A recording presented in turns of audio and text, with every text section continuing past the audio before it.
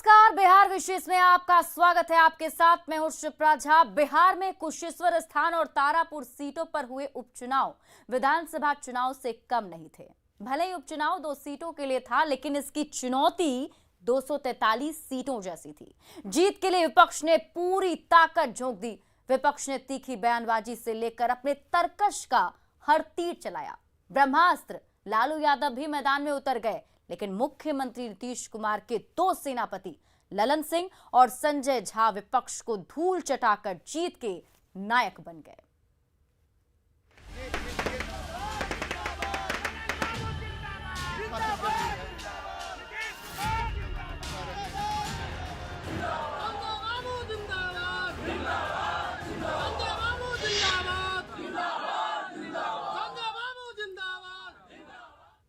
मुख्यमंत्री नीतीश कुमार ने अपने खास सेनापति संजय झा को कुशेश्वर स्थान की जिम्मेदारी दी थी। विपक्ष के चुनावी चक्रव्यूह को चुनौती से निपटना उनके लिए एक बड़ी चुनौती थी, लेकिन अपने रणनीतिक कौशल और बेहतर सियासी सूझबूझ से उन्होंने जातीय गणित का नया सियासी समीकरण बनाया। जनता के बीच भरोसा बढ़ाने के लिए खुद घूम घूम कर पर्चे तक बांटे।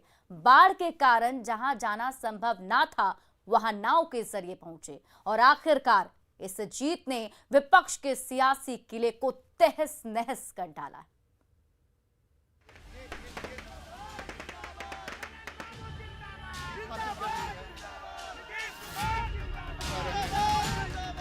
कुशेश्वर स्थान उपचुनाव ने विपक्ष के सियासी समीकरण की जूलें हिलाकर रख दी हैं।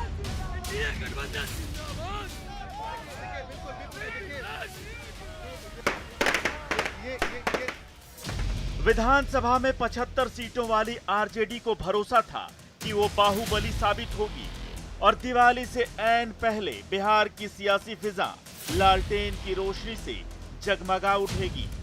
लेकिन कुशेश्वर स्थान में नीतीश कुमार के चुनावी चाणक्य संजय झा ने तेजस्वी यादव के मंसूबों पर पानी फेर दिया।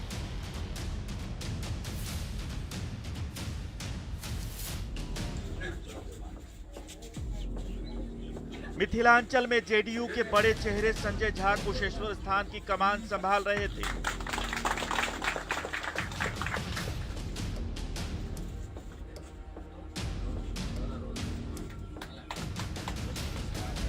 नतीजा आपके सामने है।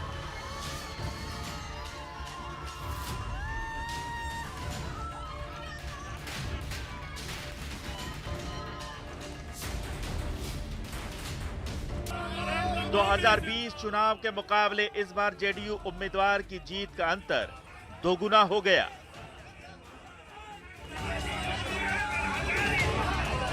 पिछली बार 2020 में जो हमारे प्रत्याशी जीते थे उससे लगभग डबल वोट से हम लोग चुनाव जीते। तो ये जो समर्थन है, तो निश्चित रूप से हम लोग के काम काज को, मैं तो पूछता रहा लोगों से, एक बार पूछो तो सही। संजय झा ने जीत की पटकथा लिखने के लिए ग्राउंड जीरो पर लगातार 25 दिनों तक पसीना बहाया।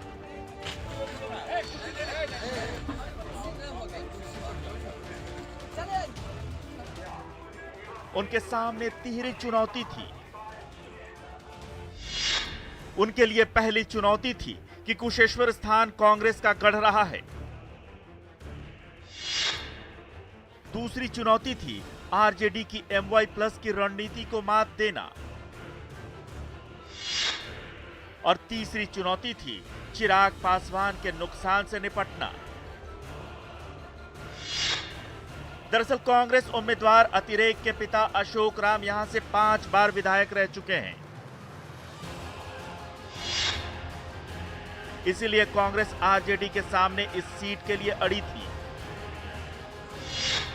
लेकिन आरजेडी ने कांग्रेस से गठबंधन तोड़कर खास रणनीति के तहत जिस उम्मीदवार को मैदान में उतारा था, उस समुदाय की आबादी इस सीट पर निर्णायक भूमिका में है।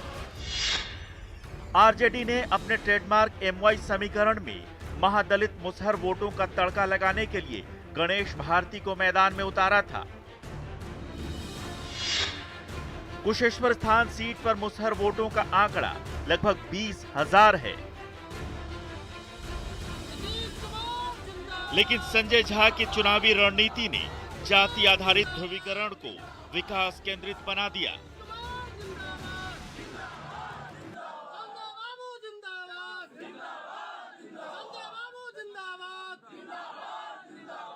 इनहेरिट किए हैं क्या? उनको कोई राजनीति कोई परिवार से मिला है क्या? वो किसी को प्रोजेक्ट किए हैं क्या अपने परिवार के लोगों को राजनीति में? वो जो किए हैं आज तक बिहार में, बिहार के जनता के काम के विकास और काम में ही सारा जीवन लगा दिए। वो अपना पर्सनल कुछ नहीं रहा, यही सच है। और ये बात बिहार की जनता भली बात जानती है, इसीलिए बार बार उनके चेहरे पर वोट देती है। क्या मैसेज देना चाहेंगे सर अभी आप? मैसेज तो बड़ा क्लियर है। संजय झा ने विपक्ष के चुनावी चक्रव्यूह को तोड़ने की अचूक रणनीति बनाई और उसे गठबंधन में बेहतर तालमेल के साथ अमल किया। 2020 विधानसभा चुनाव के खट्टे मीठे अनुभव से सीख लेते हुए सहयोगी दल बीजेपी, हम और वीआईपी के नेताओं की सभाएं करवाई ताकि जाति का गणित जेडीयू के पक्ष में हो। साथ ही उनके कार्यकर्ताओं को खास जिम्मेदारी सौंपकर हर दिन फीडबैक लेते रहे।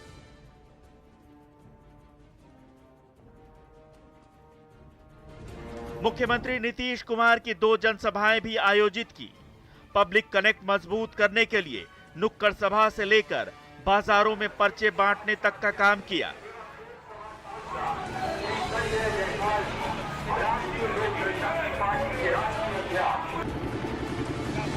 स्थानीय मुद्दों को लेकर घर घर संवाद स्थापित किया। यहां तक कि उन दुर्गम इलाकों में नाव के जरिए पहुंचे जहां सालों से कोई भी राजनीतिक दल झांकने तक नहीं आया।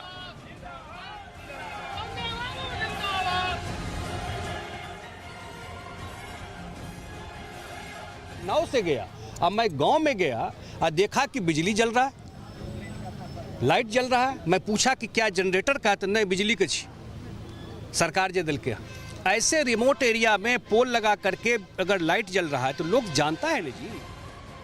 संजय झा को मिथिला में जेडीयू का बड़ा चेहरा माना जाता है। वो मिथिला में अपनी पार्टी का बड़ा ब्राह्मण चेहरा भी है।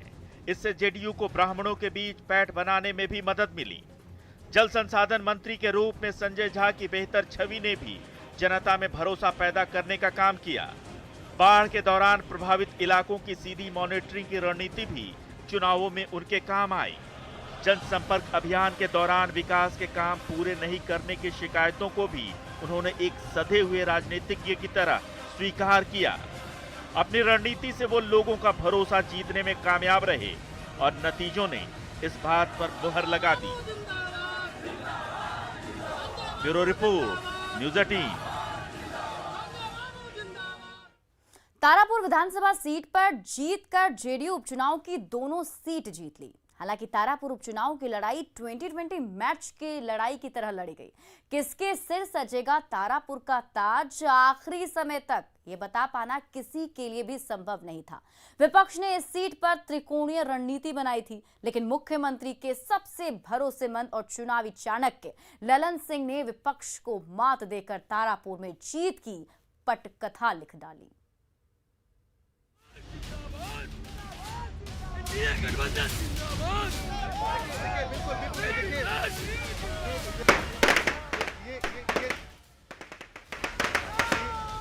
ये जश्न जीत का है।